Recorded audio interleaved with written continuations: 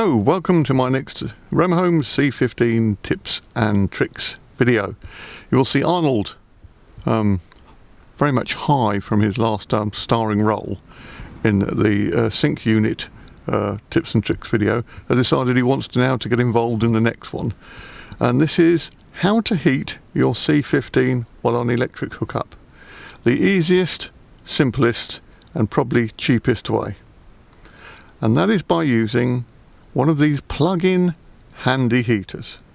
Come in all sorts of shapes and sizes, but I bought this one at the NEC for £12.50.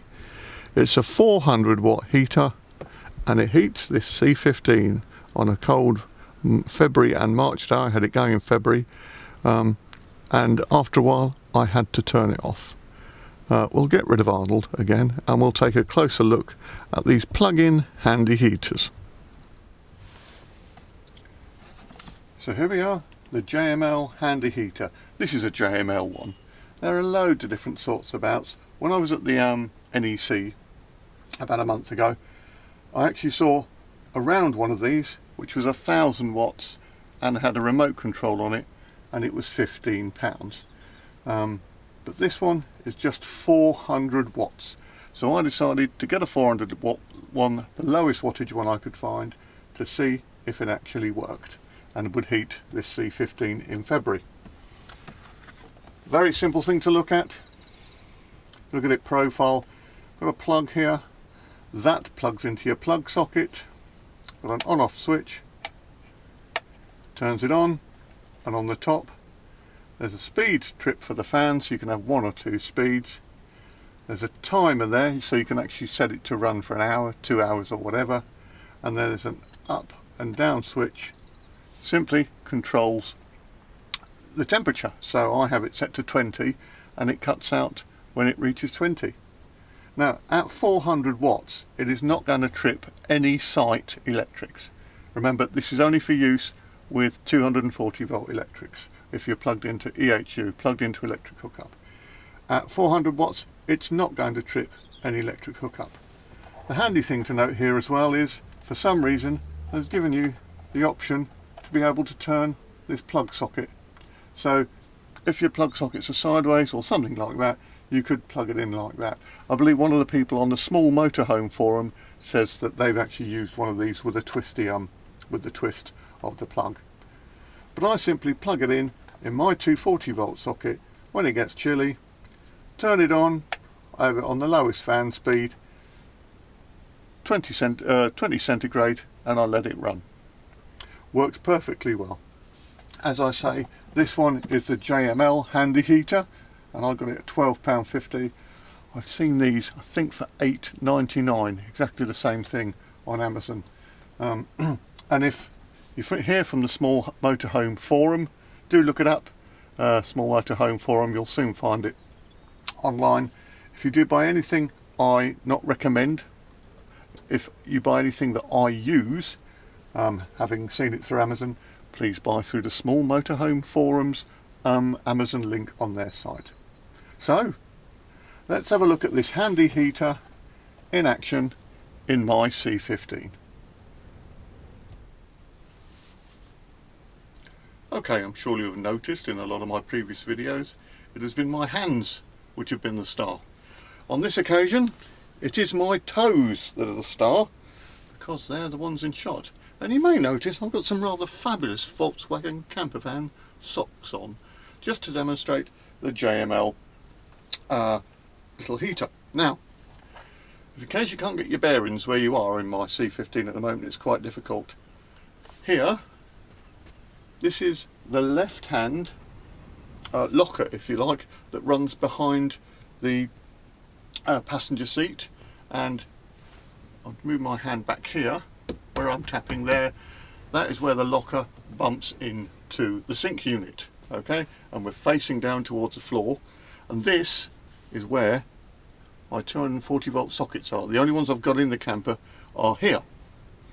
I'm already hooked up to electric hookup, so all I do with this Jml 400 watt heater is I take it, I plug it into the plug socket thusly, I turn the little red switch on the side on, and you can probably just hear the little heater come into life. Well, I think you can probably see on the top there, it is showing 20. That is 20 degrees C. So it will now pump out warm air to its heart's content at 20 degrees C. You can hear the noise, I'm sure. It does make a little bit of a noise, but any fan heater will make noise. It makes no more noise than any regular fan heater. I've got it on the low fan setting. I press the speed button and it goes up to high. Press the speed button and it goes down to low. I think I might have had it set on the high actually. So it's on low at the moment. Press it again, goes up to high. Not that much difference, but I guess if you're running a lot of electricity you might want to run it on the lower setting. And you can see it immediately defaults back to showing me 20 degrees C. If I press the up button, goes up to 21, goes up to 22, goes up to 23. I haven't taken it above that, I don't know how high it goes, but 20 degrees is plenty hot enough in the confined spaces of a C15 for me. So I just click it back down to 20. And there is the option, of course, I won't do this because resetting it's a bugger, but there's an option of getting a timer. Timer comes up 00, and plus or minus you can get how many minutes you want it to run for before it cuts itself off. Actually, I don't know whether that's hours or minutes. I've got to admit whether it's 1 hour or 1 minute. I have never bothered to do it, so it's perhaps something you might like to play with if you get one, but I never bother. And that is it, quite simply thundering away. And it heats up this C15 from cold, I mean proper cold, having been out for the day and had no heating on in the back, to comfortably warm, whereby you know it's warm in here in about 20 minutes. In about 30 to 40 minutes it is actually too hot to sit with it on, so you need to turn it off. You might be a far colder morsel than me and want to run it, that's absolutely fine. You could plug in other sockets on the other side if you wanted to. I tend to sit on the passenger side here. This is where I tend to sit and lounge with my back against the sink unit. So it's directly below me, pumping out hot air. You could theoretically organise another plug socket on the other side so that it was facing you and blowing hot air towards you, but it really isn't necessary. Now, can you run this at night? You probably shouldn't run any heater at night unattended. However, I have my C15 bed set up in a U shape. I don't pull these two seats together to make up the full double. I pull the ones at the far end together to make up the double for my feet, and I sleep in a sleeping bag, so nothing trails over the edge of the bed, and it certainly doesn't trail this far down, which is a good foot. So I have run it for an hour in the night, just when it got very, very cold, and occasionally in the mornings, just as I'm stirring, coughing and wheezing and do whatever you do first thing in the morning as you're waking up, I'll flick down and turn it on. But it seems to do the job ideally, and it's £12.50. Okay, just a quick final one for you, just to get the idea of where it actually plugs into and works in my C15. There it is, we're facing down the aisle towards the front seats. You'll notice my C15's got a bulkhead, we'll talk about that in another video. But there it is, just plugged in to the left hand side as we face down the aisle towards the front of the van. Okay, what are your other options if you don't want to use a Jml or one of these plug-in power heaters? Well, if you're an electric hookup, easy enough. You can use an ordinary household fan heater. Now you can use those quite happily in here. You can also go to camping shops and buy some low wattage ones, which are all a rip-off, because if you're using one from home, which is probably 2 kilowatt, if you use that from home on 1 kilowatt, you won't trip any site electrics with a 1 kilowatt heater. Just make sure you keep it on its lowest settings. Here at Park Resorts at West Bay, I'm actually on 2 kilowatt limit on my electric hookup. So if I ran a fan heater at 2 kilowatt, every likelihood I'd trip the site electrics. So just something to think about if you use a fan heater. Of course, another option, which I used to use, is an oil-filled radiator. Now they're really, really good, the oil-filled radiators, simply because you can leave them ticking over without any danger of them setting fire to anything, or virtually no danger of them setting fire to anything. They do get just about too hot to touch, but I doubt very much whether they'd set fire to anything, even if you put a blanket or a sleeping bag over them. I'd be surprised if they set fire to anything. I'm not saying they won't, but I'd be surprised. I had a Quest 7 fin oil-filled radiator. Now the fins is the number of, if you like, little chunks of radiator. There are little spacings between the radiators.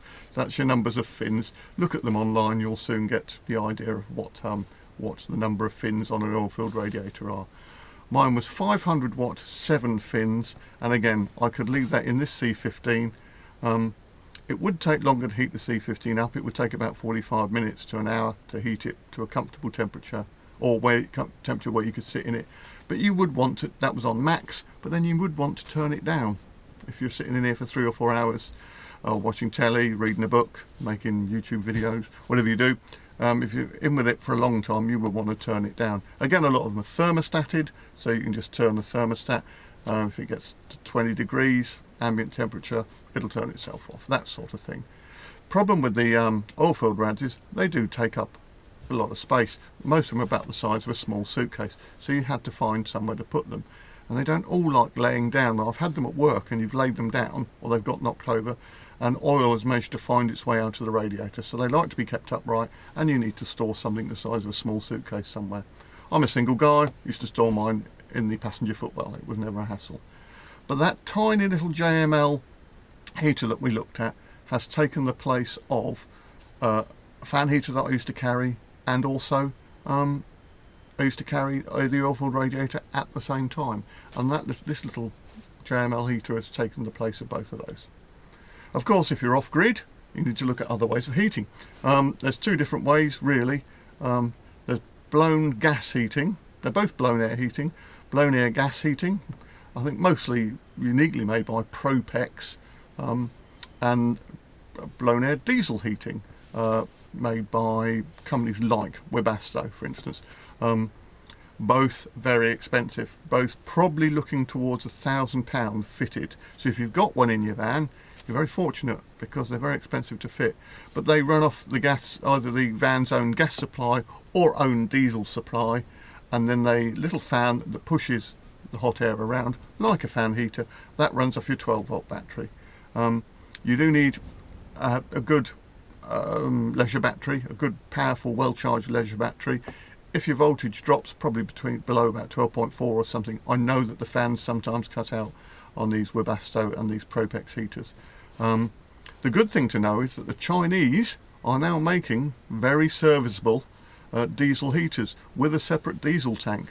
Most diesel heaters run off the diesel in your own tank, so if you get a factory fitted one, it'll be running off the diesel that's in the diesel tank of the vehicle. But these cheaper Chinese ones, coming in at under £100 now, they do have a little separate diesel tank, which on a C15 you could easily fit in one of the external lockers, or your own little 5-litre diesel tank somewhere. Or I've heard from people, and I've looked at a lot of YouTube videos on these, that if you mount the diesel tank inboard in one of the plenty of space in a C15 locker, you don't get any smell from the diesel. You just don't do it, as long as you don't spill it, as long as you're careful when you fill it up. So that's another option, diesel heaters and blown air heaters, diesel and gas. Lots of other ways to heat your vehicle, but these are the main ones, and I'm here to talk about how I heat my C15 on electric hookup, and that was that wonderful little heater that we saw earlier on. Thanks for your time. Look forward to speaking to you in the next video.